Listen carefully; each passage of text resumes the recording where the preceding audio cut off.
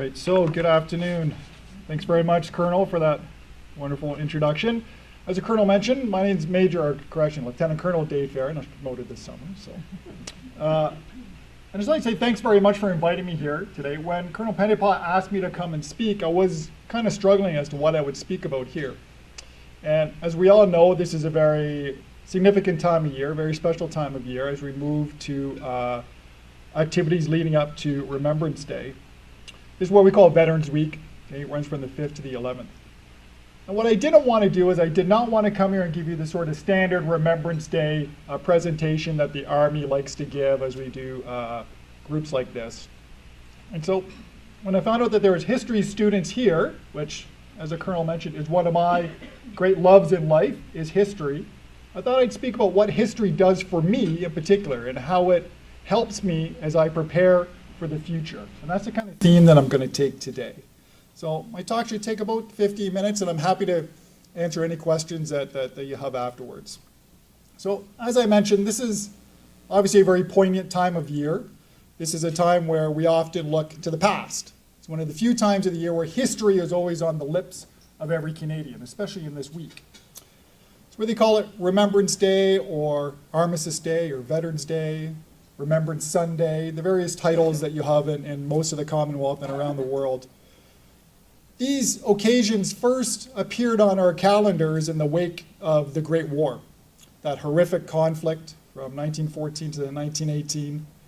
They gave us such names as Ypres and Passchendaele, the triumph of Vinny, and of course the horrors of the Somme.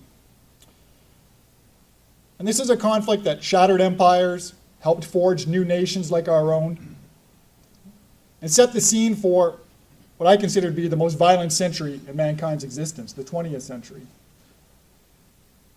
And yet, for Canadians in the years after 1918, Remembrance Day called for a very painful self-reflection of the great human sacrifice that this nation endured throughout the conflict. For a small nation of only 9 million souls, Canada's losses during this conflict were disproportionately high. And most of them on the Western Front, in places like this, just outside of Vimy. And this war was unlike anything that the nation had ever faced.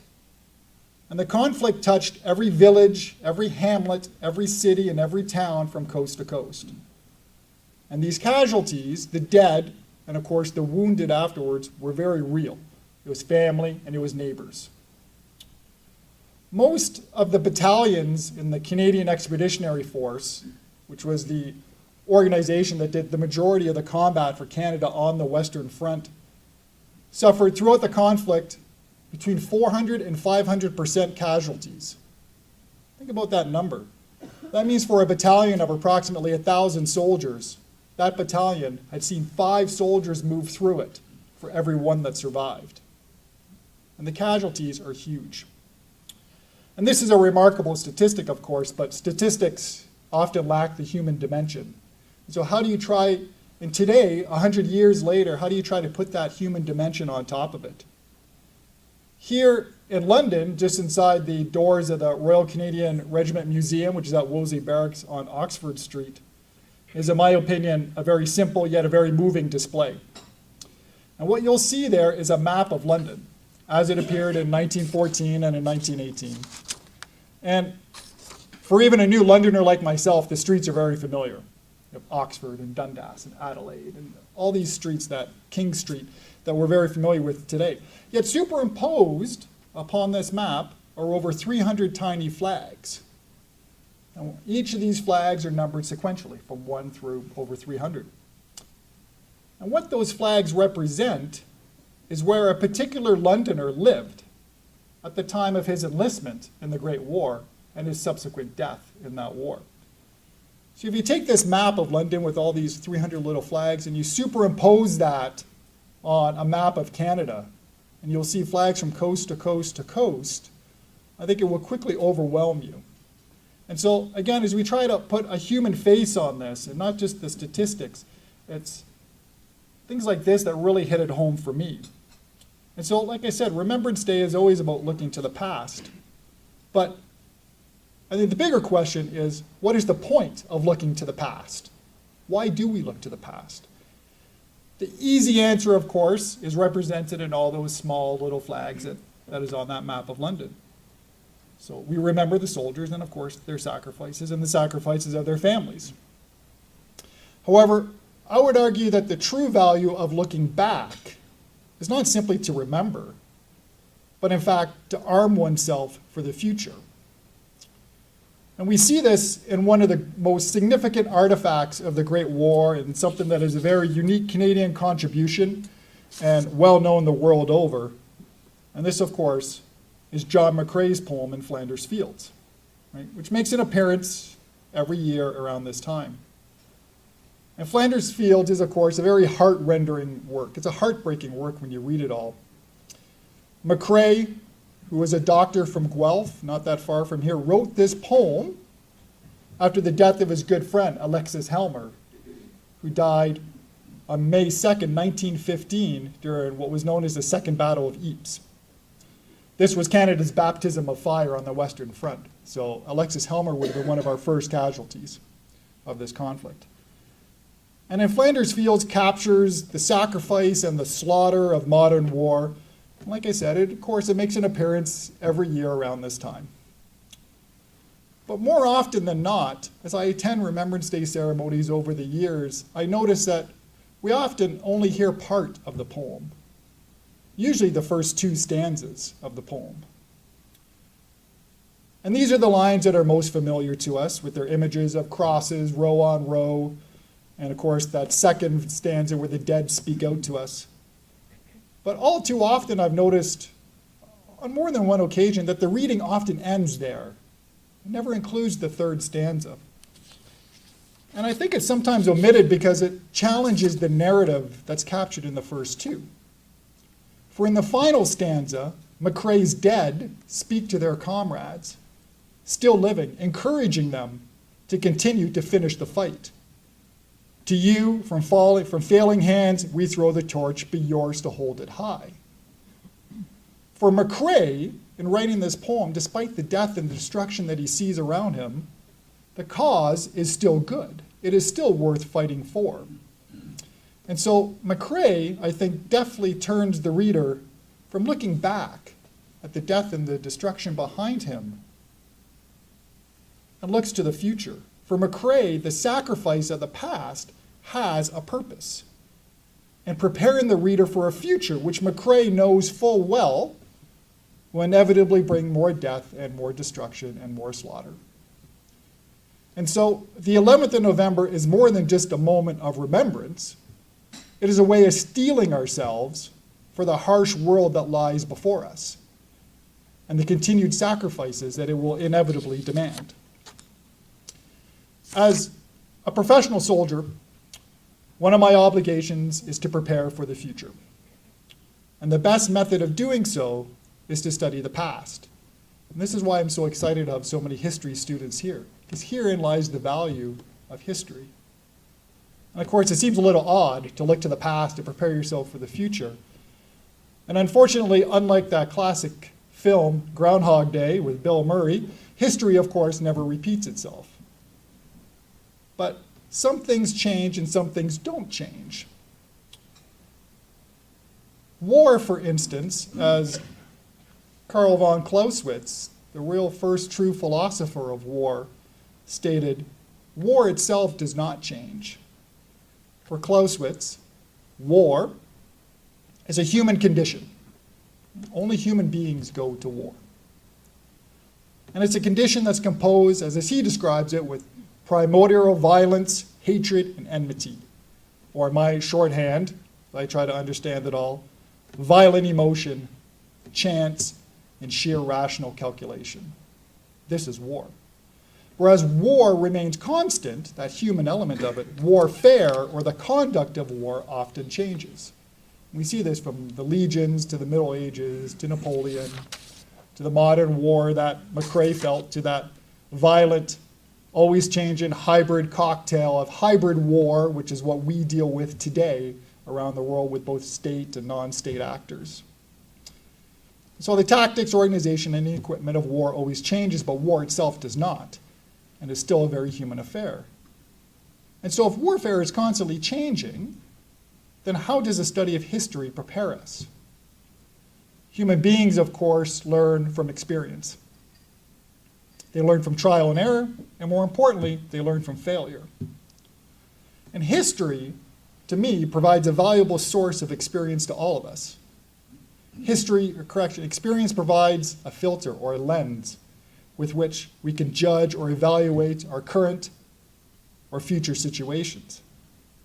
And this is of critical importance to all of us, especially to me as a military practitioner, due to the unique nature of the profession of arms.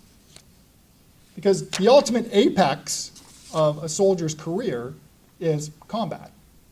That is what we train for, that is what we do, and that is why we are there. Yet, many, many soldiers will never see combat. Will do an entire career and never see combat. That is generally a good thing. In fact, it's quite common for military professionals to never engage in combat. This gentleman here, Dwight Eisenhower, never engaged in combat at all before assuming the role of Supreme Allied Commander in the Second World War. When all of his West Point classmates were deploying to Europe in 1917, when America entered the war, Eisenhower stayed stateside and never engaged in combat. And yet, even for those professionals who do engage in combat, it's often for a very limited time and a very specific environment. Most of the Allied leadership in the Great War enter the conflict having engaged only in garrison-type activities or perhaps some colonial policing around the world. And this is direct contrast to other vocations that we see, like medicine, for instance, where in that case the practitioner, the doctor, can gain experience in the operating room, and he gradually moves from simple to complex operations as his experience grows. The military professional seldom has that opportunity. And therefore, he must rely on the experiences of others. Napoleon understood this intuitively when he said that let him read and meditate on the wars of the great captains. It is the only way to learn the art of war. The point that Napoleon is taking is that only by studying history, only by capitalizing on the experiences of others, of men and leaders engaged in war, can we hope to prepare ourselves, somewhat at least, for the great challenges facing us. And all military professionals do this to a certain degree and study history. And this is how we prepare ourselves for the challenges that we may face in the future. One of my favorite works that I read over and over and over again is this man's here, Bill Slim's, and his Defeat into Victory. This is a must-read. If you read one memoir of the 20th century, this is the one to read. It is phenomenal. Slim commanded the British Army in Burma during World War II. And he conducted the longest retreat in British history, 900 miles across the length and breadth of Burma, most inhospitable place to wage war. He was utterly defeated, completely. It was a rout. And yet Slim not only conducted his skillful retreat, but he subsequently reformed his army to inflict one of the greatest defeats that the Japanese army had ever experienced in its history. A phenomenal achievement. But Defeat into Victory is more than just a summary of battles and tactical maneuvers and maps. For Slim does a great job capturing the human essence of war. He captures the agony of defeat, the panic of a retreat, describing what that panic looks like on the common soldier's face. And of course, he entails all the remarkable feats of human endurance that his soldiers suffered throughout that retreat and throughout that entire campaign. And again, as a military professional, obliged to prepare for the future, it's works such as Slim's that provide me with an anchor and a lens with which I can view and judge any situation that I may face. For Slim and his men, enduring the traumas of that particular campaign, and the Canadians on the Western Front, or any other conflict that you wish to choose to study, provides you an element of hope and a perspective to endure similar circumstances should you be placed in those. And lastly, only by understanding history can we truly understand the complexities of our time and place. The problems we face today, the problems that my soldiers and the soldiers of 31 Brigade trained for today, did not just create in a vacuum on their own. Daesh or ISIS or ISIL or whatever term you wish to give that horrific organization in Syria and Iraq today did not just emerge on its own. It's a byproduct of decisions and of actions that were in the past. And only by understanding those actions and the byproducts of those decisions in the past can you ever truly hope to even come close to understanding what that organization is and how to deal with it for the common good. And so, in 2 days' time, as we participate in this year's Remembrance Day ceremonies once again, and we think about the fallen, as I know I will, on my last deployment, we lost 25 men from my battle group, okay, and over 100 wounded, mostly from IEDs that were laid on the road that would destroy vehicles and were very difficult to counter. But 25 soldiers, and like I said, over 100 wounded, not to mention the mental casualties that come back from a conflict like that and that we're still dealing with today. So as we think about those, think about the future as much as you think about the past. As I think about those 25 men that died on my tour, and in the particular position that I was in, I was intimately familiar with each and every circumstance of their death. And my role at that time, I was the individual inside the battle group who, on behalf of the commanding officer, coordinated medical extraction, coordinated fire missions, coordinated airstrikes, all in support of troops on the ground. And every one of these casualties I remember to this very day. Every single one of them. I remember the crackle of the radio when it first came in. I remember the stunned silence in the operations center as we first began to come to grips with it. And then I remember the sheer professionalism of those individuals who worked in there as they got on with the task and prepared for the future, which is to extract those soldiers from that combat situation and to prepare for the next one. So, as we think about the past on the 11th, again, do so with a purpose is my plea to you. Think about the future, okay, and begin to steel yourself, for we all know there will be challenges in the future. They are going to come. Use that thought of the past to ready yourself for the future. Take up the quarrel with the foe is the first line of that final stanza. And McCrae, I think, intimately understood this as he wrote this poem. And so, again, as we look back, look forward as well, because I think our dead expect nothing less of us. Thank you very much.